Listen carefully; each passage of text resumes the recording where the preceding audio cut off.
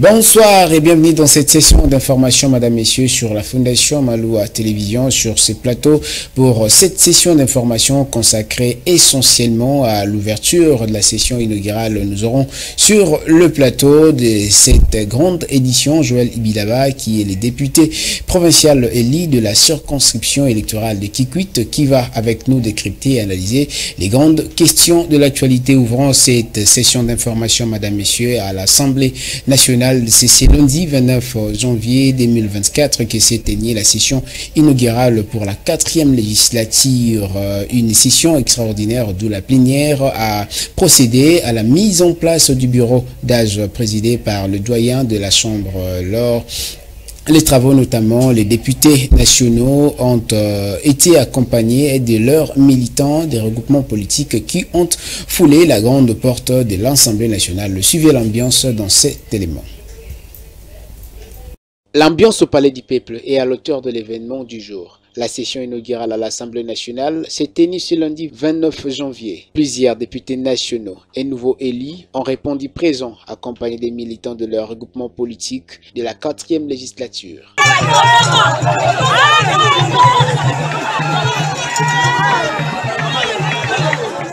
Devant la grande porte du Palais du Peuple, les heureux élus ont foulé la porte du Parlement sous une ambiance bon enfant, avec sourire aux lèvres, comme l'on regarde dans ces images.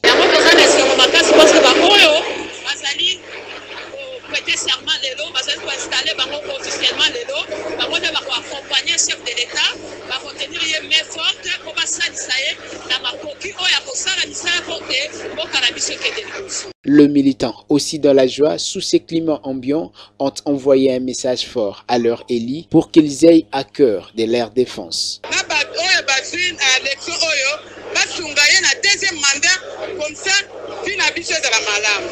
Soulignons que cette plénière inaugurale implique, conformément à l'article 508 de la Constitution, la démission des animateurs des institutions du pays pour des raisons d'incompatibilité.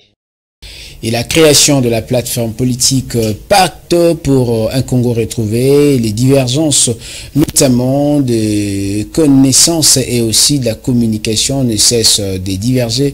Et les opinions, Vital Kamere, qui est le cofondateur de ces regroupements politiques, a souligné que cette initiative ne cache aucune intention sur l'union sacrée. Suivez le président du parti UNC, Vital Kamere, dans cet extrait. Je travaille pour le peuple, tout en mettant au centre de mon action mes prérogatives comme ministre de l'économie maintenant. Et maintenant, je suis député, je vais défendre la voix du peuple, les déshydratants du peuple. Nous n'avons pas attendu. Nous avons créé, nous sommes regroupés au sein du PCR pour faire monter les valeurs.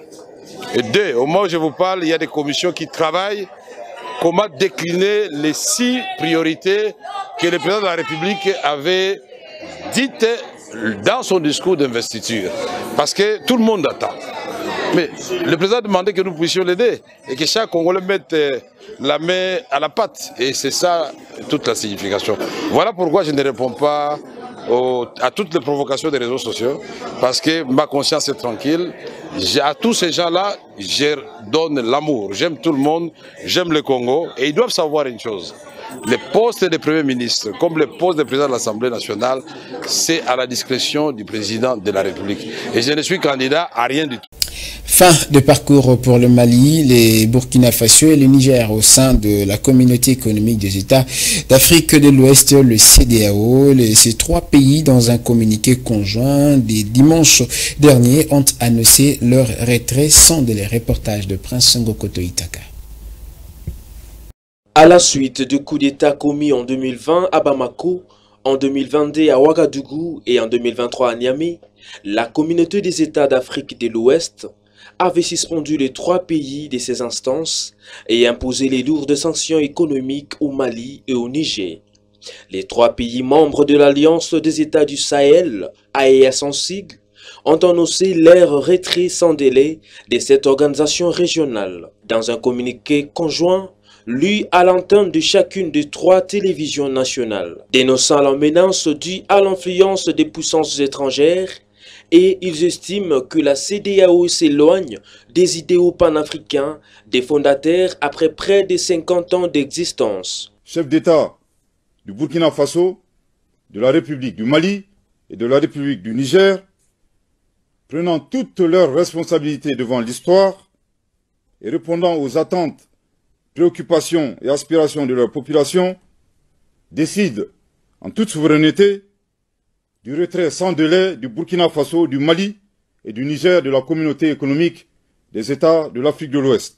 La CEDEAO a réagi en disant attendre la notification formelle et directe de ces retraits conjoints. Si les juntes ont formulé à l'oral leur décision de retrait et précisé qu'il serait immédiat, le texte de l'instance régionale prévoit un délai d'1 an après notification par écrit pour acter la sortie d'un État de l'organisation. Pendant ce temps, les partisans de l'AES célèbrent la sortie de leur pays de la communauté des États d'Afrique de l'Ouest. Merci bien, je l'avais annoncé à l'introduction de notre journal. Joël Ibidaba est ici, présent avec nous. Nous allons partager ces plateaux, mais notamment pour décortiquer, avoir ses points de vue par rapport à l'Assemblée nationale aujourd'hui. Il y a eu la session inaugurale pour ces 2e quinquennat, mais notamment pour la législature de 2024, cette 4e législature. Nous aurons ces points de vue, mais notamment on va parler sur la victoire des Léopards et pourquoi n'est pas aussi s'épancher sur la circonscription électorale de Kikwit, d'où il est le meilleur élu sur ces plateaux. Joël Ibidaba, bonsoir. Bonsoir, monsieur Elvis. Très heureux de vous recevoir et merci d'avoir répondu à notre invitation. Merci beaucoup. C'est un plaisir de retrouver ces plateaux après une belle lirette. On était absent parce qu'on devait battre campagne. Et puis vous retrouver sur le plateau, c'est vraiment un plaisir. Et puis déjà d'entrée de jeu, c'était un périple voyage et un long processus aujourd'hui, ça a porté ses fruits. Quelles sont vos impressions par rapport à votre élection comme député provincial élu de Kikwit? C'est un honneur, je dirais, d'être élu, surtout être le mieux élu de la ville de Kikwit. Il faut rappeler qu'il y a quand même beaucoup de candidats.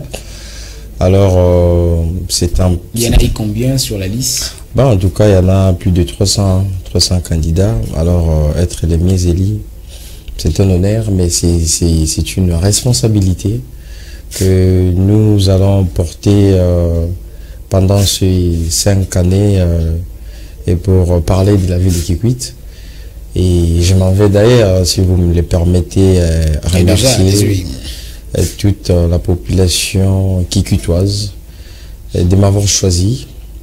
En tout cas, ils ont fait un bon choix et je pense qu'ils ne seront jamais d'ici. Est-ce que le choix est porté sur le renouvellement de la classe politique? C'est parce que vous êtes jeune ou c'est parce que vous avez donné sur votre projet de société des tenues sur quelque chose qui apporte des changements?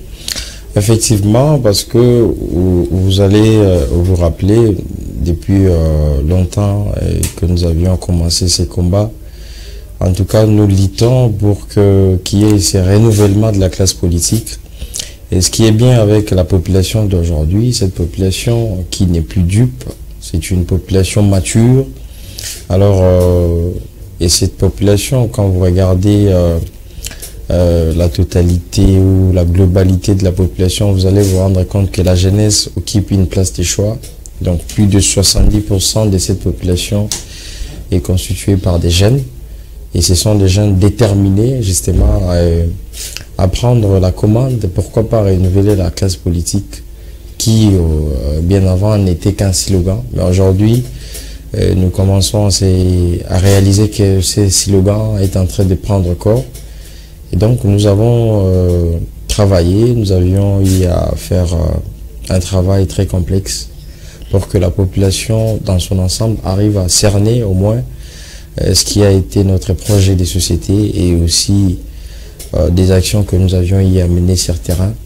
Aujourd'hui, voilà, nous sommes très heureux pour que la population a enfin compris qu'il fallait mettre au devant de la scène politique des jeunes, pas simplement des jeunes, mais des jeunes ayant des capacités, des jeunes qui peuvent apporter quelque chose et une certaine tonicité, pourquoi pas, dans la sphère politique. Merci beaucoup. C'est aussi une équipe très costaud qui vous ont accompagné au-delà de la qualité, au-delà aussi du choix porté sur votre candidature. Il y a aussi cette fondation et cette équipe qui vous ont accompagné, que nous allons parler juste, je pense qu'avant de nous quitter. Assemblée nationale, aujourd'hui, il y a eu la session inaugurale pour la législature 2024. C'est aussi peut-être ce qui sera dans le tout prochain jour pour les assemblées provinciaux, pour les assemblées provinciales, allais-je dire. Et quelles sont vos impressions aujourd'hui, déjà, puisqu'il y a une lourde charge qui vous attend aujourd'hui, qu'est-ce que vous attendez? En tout cas, je pense que c'est quand même une bonne chose que l'Assemblée nationale, parce que la loi l'exige, hein, je pense que sur 30 jours, juste après la publication, que la session soit déjà convoqué au niveau de l'Assemblée nationale. En tout cas, nous avions envie, je pense que c'est une bonne chose. Nous avons envie, il y a eu beaucoup de lits qui sont nouvellement élus par rapport à d'autres candidats qui étaient avant. Cette fois-ci, nous avons envie quand même, il y a plus de pourcentages que ceux-là qui étaient avant. Je pense que nous prenons une très belle allure et nous souhaitons que cette Assemblée nationale soit les récitals démocratiques qui va justement nous montrer les schémas, et c'est l'Assemblée sur laquelle le peuple congolais dans son ensemble espère quand même avoir regardé cet avenir avec beaucoup de confiance, parce que vous savez, le chef de l'État nous avait dit dans son discours ou pendant toute sa campagne, il nous a parlé de consolider les acquis et de faire encore mieux. Et je pense que cette assemblée, qui promet en tout cas beaucoup de belles choses, sera à la hauteur, pourquoi pas, de relever les défis auxquels fait face notre pays. Vous êtes un député, pourriez-vous nous dresser le stature de ce que sera aussi votre planning de travail déjà aussitôt à l'Assemblée nationale, puisqu'il y a beaucoup de priorités, mais notamment les préoccupations majeures de la population. Qu'est-ce qui vous touche des cœurs? En tout cas, nous n'allons pas nous en passer des prérogatives constitutionnelles qui, relativement au rôle d'un député, je pense que nous allons assumer toutes ces fonctions avec beaucoup de rigueur, et nous allons aussi, nous serons ces députés-là qui sera au service du peuple qui m'a donné ces mandats. Nous allons travailler pour justement représenter cette population et aussi défendre ses intérêts, mais faire de façon, je dirais, effective et efficiente les travaux d'un député. Parce que vous savez, aujourd'hui, en République démocratique du Congo, on a l'impression qu'un député est là juste pour lever sa main et puis assister à, je dirais, muet ou sourd face à toutes les réalités que nous connaissons. Mais nous pensons que nous serons ces députés-là. Si il faut dire non, il faut le faire. S'il faut parler, il faut le faire. Nous allons tout donner. En tout cas, nous allons mettre toutes nos capacités en exergue, justement pour parler de la population qui nous a donné ces mandats. C'est un mandat et on ne va pas s'hasarder à faire n'importe quoi. Parler pour la population, mais vous étiez aussi en campagne, vous avez communié avec cette population, celle des Kikwit, mais notamment pour toute la République, que vous avez aussi entendu les priorités et notamment les préoccupations majeures pour ce deuxième quinquennat du chef de l'État. Il y a aussi à apporter que vous, votre motion ou votre projet de société pourrait apporter quelque chose pour changer la donne par rapport à la perception de la vision politique du chef de l'État. Selon vous, qu'est-ce que vous avez entendu auprès de la population qui paraîtrait pour vous peut-être la première démarche pour faire changer la chose? En tout cas, je vis déjà, en tout cas... et surtout celle de Kikwit, la population. Effectivement, moi je parle de ma base, de ma circonscription. C'est une population très pauvre. Aujourd'hui, le peuple congolais ne demande pas trop. Le peuple congolais a besoin du social, le peuple congolais a besoin de routes, de l'eau, de l'électricité, de l'emploi, surtout les jeunes. Je pense que nous sommes conscients de tout cela et nous allons, dans le cadre de nos prérogatives, travailler dans ce sens-là pour que ces peuples-là, en tout cas, arrivent quand même à cerner, je dirais, ou soit à comprendre qu'ils ne se sont pas trompés de porter l'air dévolu sur nous, car nous allons porter tous ces problèmes-là au niveau du gouvernement, pourquoi pas au niveau du chef de l'État, lui qui est le commandant suprême, pour que cette population ou soit cette circonscription arrive à trouver des réponses qu'ils ont tant cherché depuis belle lurette. On parle aussi pacte pour un Congo retrouvé, créé par Vital Kamerhe et ses pairs. Est-ce que vous suivez de près de l'actualité? Ça vous dit quelque chose, la création de cette grande plateforme?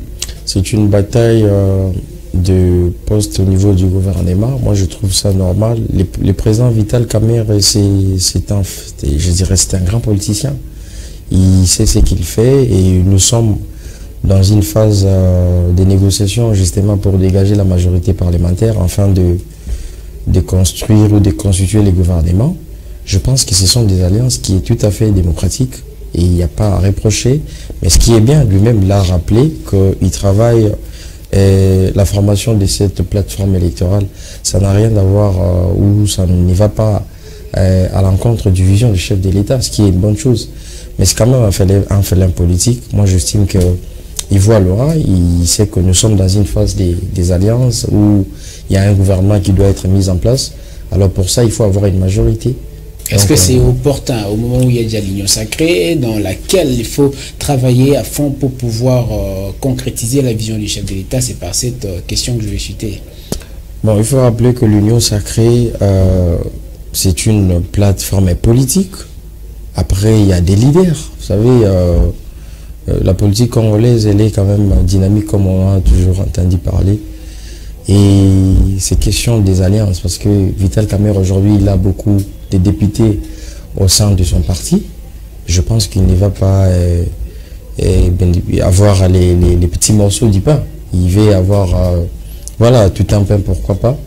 C'est pour cette raison qu'il s'est lancé dans cette bataille. Moi, j'estime que c'est tellement démocratique que je ne peux pas lui reprocher. Merci beaucoup. Nous allons vous libérer. Joël Ibilaba, c'était un réel plaisir pour nous et nous vous souhaitons un fructueux mandat au sein de l'Assemblée provinciale de Kikwit. Merci beaucoup. C'est nous qui vous remercions. Madame, Messieurs, c'est par cette note que nous avons reçu Joël Ibilaba que nous continuons avec les informations. Et puis, autre chose, la sécurité dans la cité de Kimpese, précisément dans le Congo central, a vécu une tension. Cet avant-midi, la population victime de criminels, la main armée, est sortie dans la rue pour revendiquer leur sécurité. Elle s'est plaint aussi de l'inaction de l'autorité provinciale et territoriale.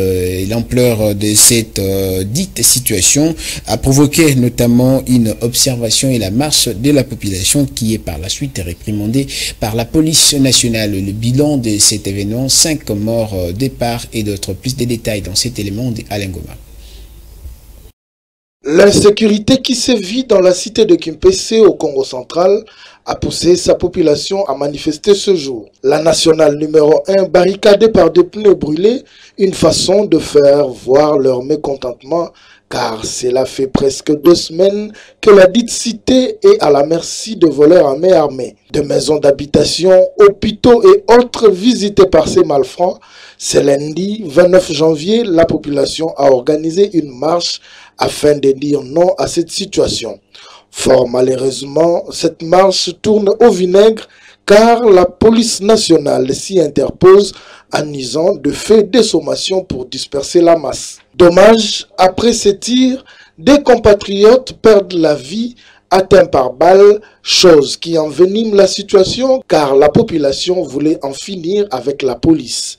La situation est restée tendue pendant plusieurs heures, empêchant la circulation sur la nationale numéro 1. Rappelons que cela fait un bon moment que la province du Congo central vit dans une insécurité grandissante. Avant, c'était le phénomène coupeur de route. Aujourd'hui, le cambriolage, tout cela sous l'œil impuissant des autorités compétentes. Nous en appelons donc à rétablir l'autorité de l'État à des prises de mesures draconiennes afin de démanteler ces réseaux de malfrats pour que les Congolais de ce coin vivent dans toute quiétude. Seule la générosité permet d'amasser dans son âme un trésor pour l'éternité. Ces passages est bien pratiqué par la dame Fifi, madame plutôt Fifi Bachala Bitulix, qui est venue déposer son premier lot des dons à donner aux sinistrés des inondations. Et il a fait, ou encore il a déposé aux mains de l'initiateur de la fondation Maloua Télévision. C'était aussi aux installations de la dite fondation. Maître Billy Maloua a reçu le don de madame Bitulix. Se suivait. Je vais remercier beaucoup papa Maître Billy Maloua par cette initiative. Il a pris confiance avec toi. Moi, je me disais que pour toi, c'est la blague ou quoi. Mais dès que je sais que je suis là-bas, avec toutes ces personnes, toutes ces mamans et papas qui n'ont pas d'endroit où aller dormir, ou de quoi manger, et comme j'avais promis, comme on dit en français, chose promise, chose due.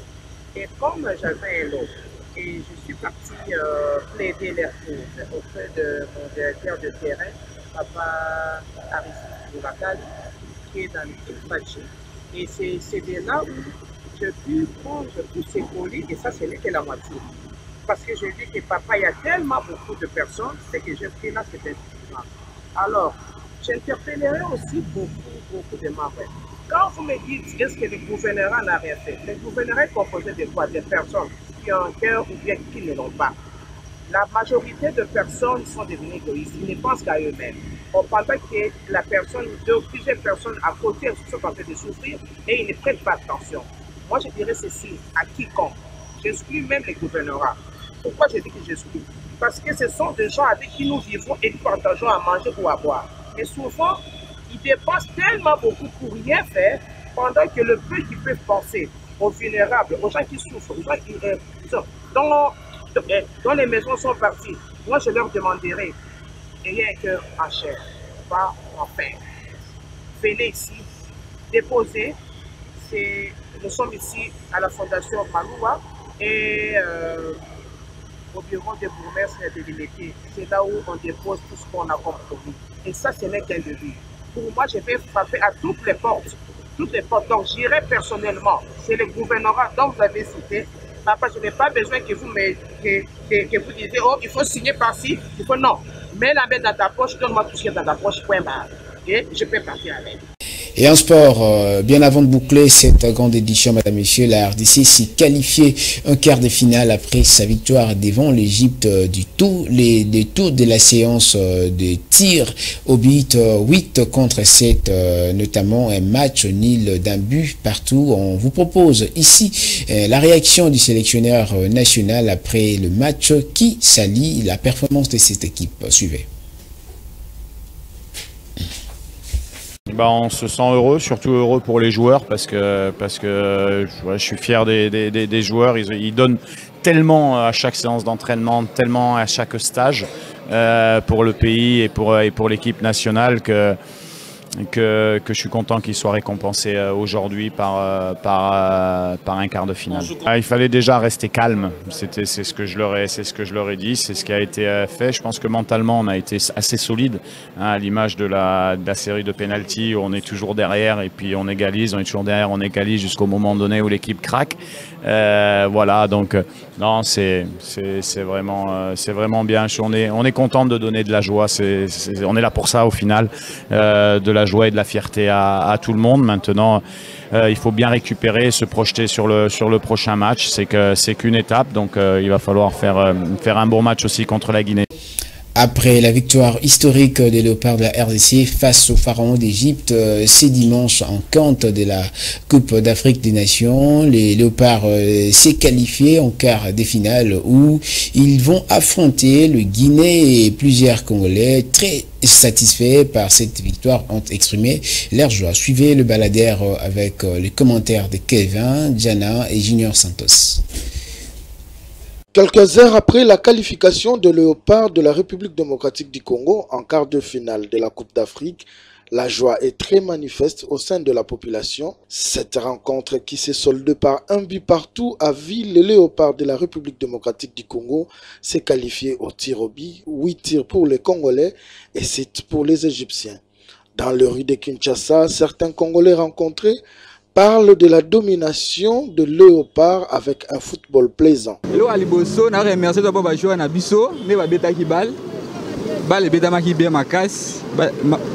Malgré tout,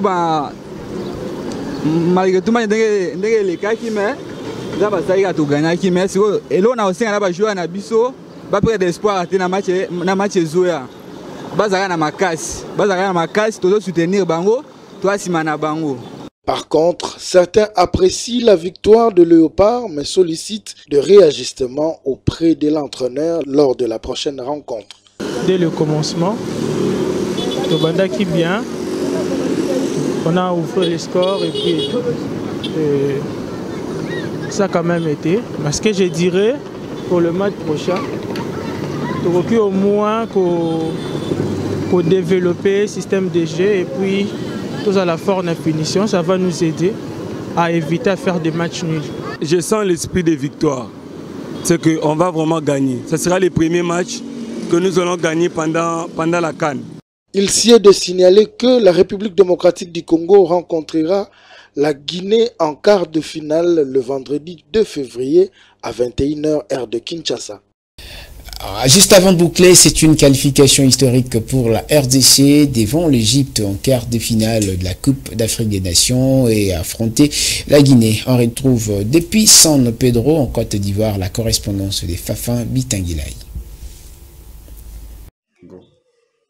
Oui, c'était un match, un grand choc et la RDC est passée pratiquement à la séance des loteries. On l'avait dit, l'Égypte a fait 3 matchs nuls lors de la phase de groupe, la RDC également. Donc c'était 2 sélections qui s'évalaient et la RDC a pris les déçus parce que la RDC avait un mental fort. Vous avez vu vous-même, c'est la RDC qui a ouvert le score, c'est la RDC qui s'est fait pratiquement, comment je peux dire, encore rattraper au score et de la manière dont vous connaissez, je n'aimerais pas parler de l'arbitrage, c'est également la RDC qui a mis le pied sur les ballons tout au long de la seconde période et c'est ce pressing qui a fait que lors des temps additionnels, qu'on puisse avoir un carton rouge du côté de l'Égypte. Pour moi, je me dis que c'est un suspense fou.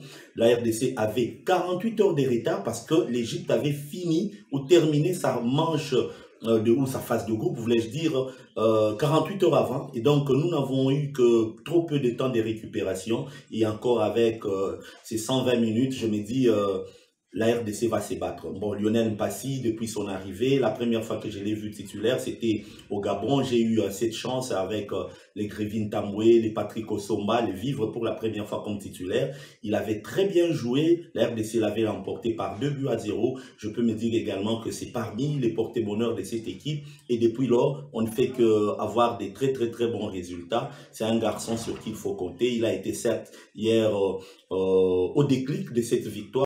Vous nous avez suivis, nous vous disons merci et restez branchés sur les antennes de la Fondation Maloa Télévision. Sachez que nul n'a le droit d'être erré seul sur la terre. Bonne semaine à tous et ce journal est terminé.